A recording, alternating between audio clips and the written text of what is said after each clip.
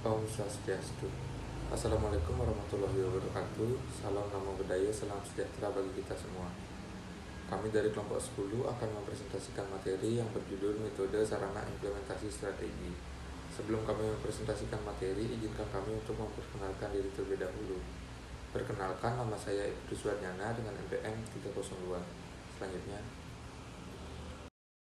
Perkenalkan, nama saya Gusti Wirasatsa Sucipta dengan IPM 318.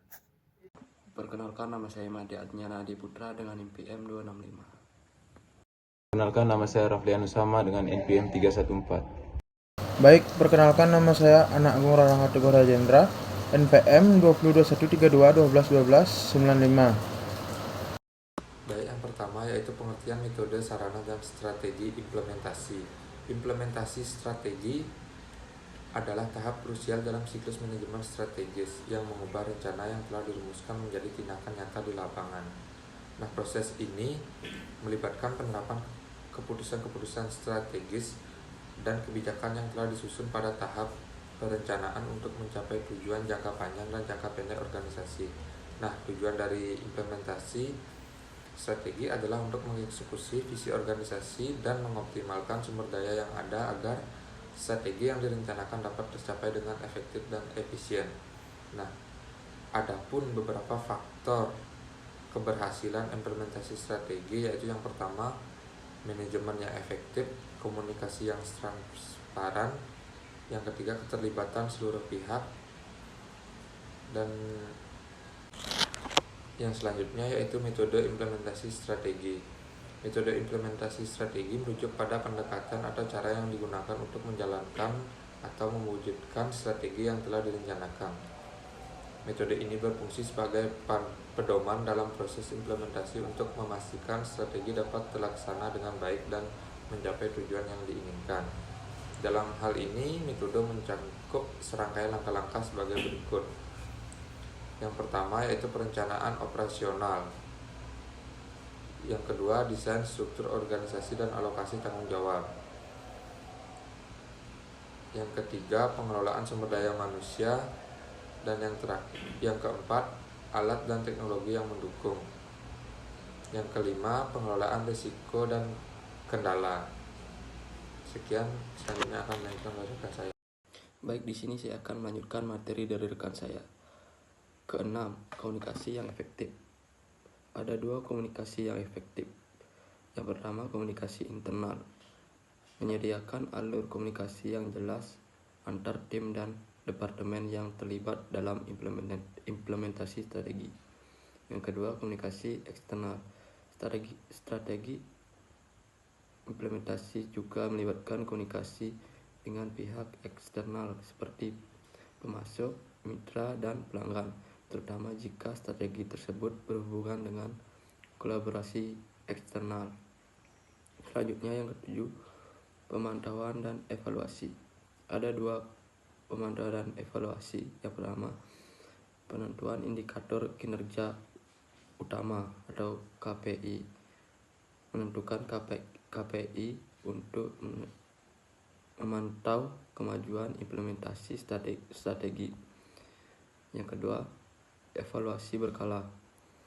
Melakukan evaluasi secara rutin untuk menilai apakah implementasi berjalan sesuai rencana serta mengidentifikasi area yang memerlukan perbaikan dan atau penyesuaian. Yang kedelapan, manajemen perubahan. Ada dua manajemen perubahan. Yang pertama, pendekatan terhadap perubahan organisasi. Implementasi strategi sering kali memerlukan perubahan dalam organisasi, baik dalam hal budaya, struktur, atau proses. Yang kedua, pelibatan stakeholder. Melibatkan pemangku kepentingan dalam sebuah proses perubahan. Selanjutnya, jenis-jenis metode implementasi strategi.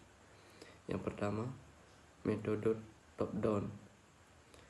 Dalam metode ini, keputusan strategi dibuat oleh manajemen tingkat atas dan kemudian diteruskan ke level yang lebih rendah untuk dijalankan. Yang kedua, metode bottom up. Metode ini melibatkan keterlibatan lebih banyak dari level bawah organisasi dalam proses perencanaan dan implementasi strategi. Yang ketiga, metode hybrid. Metode ini menggunakan pendekatan top down dan bottom up, di mana manajemen atas merumuskan visi dan tujuan strategi, namun implementasinya melibatkan masukan dan keterlibatan dari karyawan di semua level. Selanjutnya, sarana implementasi strategi. Sarana implementasi strategi merujuk pada segala alat, sumber daya, sistem, dan fasilitas yang diperlukan untuk mendukung pelaksanaan strategi yang telah direncanakan. Sekian dari saya, akan dilanjutkan oleh rekan saya. Saya akan mempresentasikan hubungan antara 3 elemen.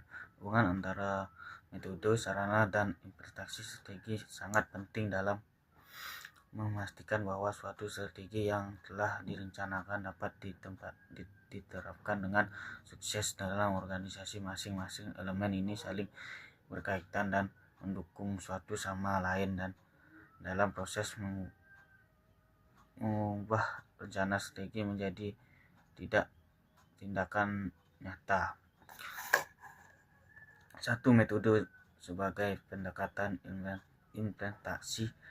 Metode investasi strategi menunjukkan pada pendekatan atau cara-cara yang digunakan untuk melaksanakan strategi yang telah direncanakan. Ini mencakup langkah-langkah atau prosedur yang disusun untuk mencapai tujuan strategi. Metode menentukan bagaimana tindakan akan dilakukan untuk langkah yang perlu diambil, serta bagaimana keputusan akan diterapkan dalam tes optimal. 2. Sebagai alat pendukung investasi. Sarana investasi strategi adalah segala sumber daya, alat, dan fasilitas yang diperlukan untuk mendukung pelaksanaan strategi.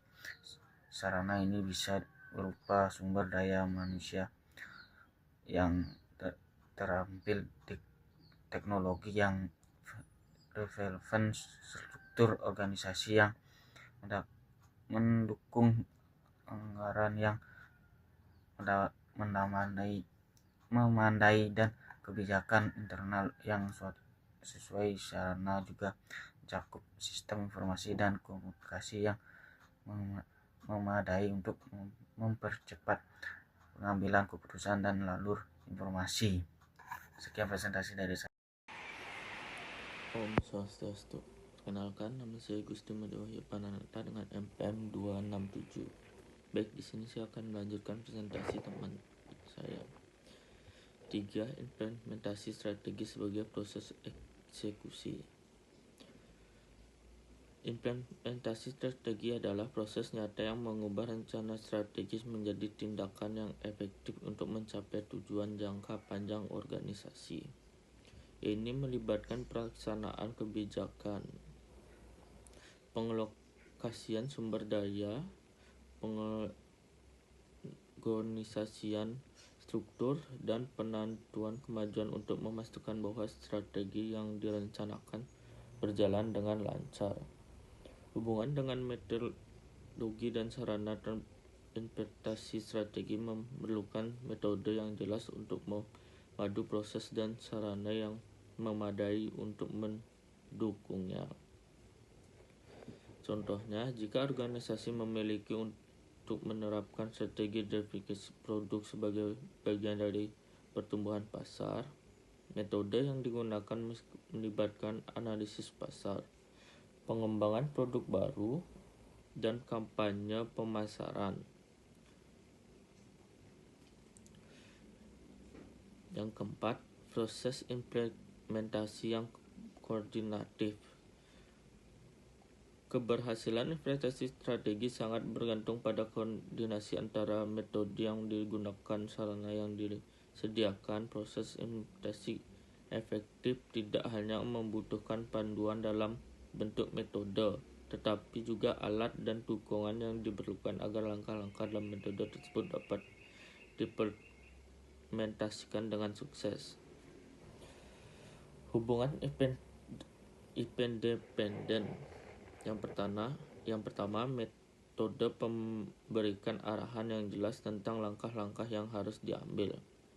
Yang kedua, sarana memastikan bahwa langkah-langkah tersebut dapat dilaksanakan dengan sumber daya yang memadai dan tepat. Yang ketiga, implementasi strategi adalah hasil dari eksekusi metode dengan menggunakan sarana yang disampaikan.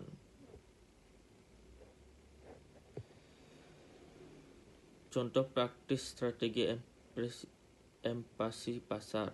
Misalkan suatu perusahaan berencana untuk mengimplementasikan strategi pasar, berikut adalah hubungan antara metode, sarana, dan implementasi strategi dalam konteks ini. Yang pertama, metode implementasi. Melakukan riset pasar, memahami segmen pelanggan baru, dan mengidentifikasi saluran distribusi yang tepat untuk pasar baru. Meningkatkan kapasitas produk untuk memenuhi permintaan yang lebih besar. Yang kedua, sarana implementasi. Yang A, sumber daya manusia, membentuk tim riset pasar, tim pengembangan produk, dan tim pemasaran. Yang B, teknologi, menggunakan langkah lunak untuk menganalisis data pasar dan tren konsumen. Yang C, keuangan, menyediakan anggaran yang memadai untuk riset pasar, mengembangkan produk dan promosi. Yang D, struktur organisasi, menyesuaikan struktur perusahaan untuk mendukung ekspansi seperti membentuk cabang baru atau tim khusus.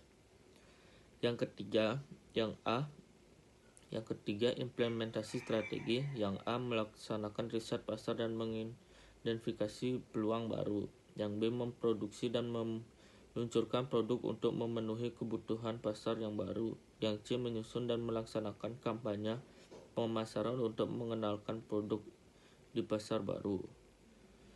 Tanpa metode yang tepat, perusahaan mungkin akan menghilang arah dan mengimplementasikan strategi ekspektasi dalam sarana yang memadai seperti tim yang terlatih atau teknologi yang mendukung. Implementasi metode tersebut bisa terhambat. Baik, presentasi selanjutnya akan dilanjutkan oleh teman saya. Di sini saya akan melanjutkan tentang implementasi strategi yang efektif. Berikut adalah beberapa langkah untuk prinsip penting dalam implementasi strategi yang efektif. Yang pertama, penetapan tujuan yang jelas dan terukur. Tujuan yang spesifik, terukur, dan dicapai relevan dan berbatas waktu. Tujuan yang jelas memberikan panduan untuk seluruh organisasi, untuk kemungkinan semua pihak memahami apa yang dicapai dalam periode tertentu. Yang kedua, alokasi sumber daya yang efektif. Implementasi strategi membutuhkan sumber daya yang memadai, termasuk sumber daya manusia, finansial, dan teknologi dan infrastruktur lainnya. Yang ketiga, struktur organisasi yang mendukung. Struktur organisasi harus disesuaikan agar dapat mendukung implementasi strategi. Yang keempat, komunikasi yang jelas dan efektif. Komunikasi yang terbuka dan jelas adalah kunci untuk memastikan bahwa semua pihak yang terlibat dalam implementasi strategi memiliki pemahaman yang sama tentang tujuan. Yang kelima, pengelolaan perubahan yang efektif. Implementasi strategi sering kali melibatkan perubahan signifikan dalam cara beroperasi, yang dapat menimbulkan resistensi dari karyawan ataupun pemangku kepentingan lainnya. Sekian dari saya, terima kasih. Baik, di sini saya akan menyampaikan kesimpulan. Kesimpulannya adalah keberhasilan implementasi strategi memang sangat bergantung pada keterpaduan antara metode, saran, dan proses implementasi. Metode yang tepat memberikan arah yang jelas dan langkah-langkah konkret yang perlu diambil. Sementara saran yang memadai baik berupa sumber daya manusia, teknologi, maupun infrastruktur menjamin bahwa langkah-langkah tersebut dapat dilaksanakan secara efektif. Sekian dari saya, terima kasih. Sekian presentasi dari kelompok kami. Apabila ada kesalahan kata atau penulisan, kami mohon maaf yang sebesar-besarnya. Kami tutup dengan Pram Santi. Om Santi Santi Santi Om.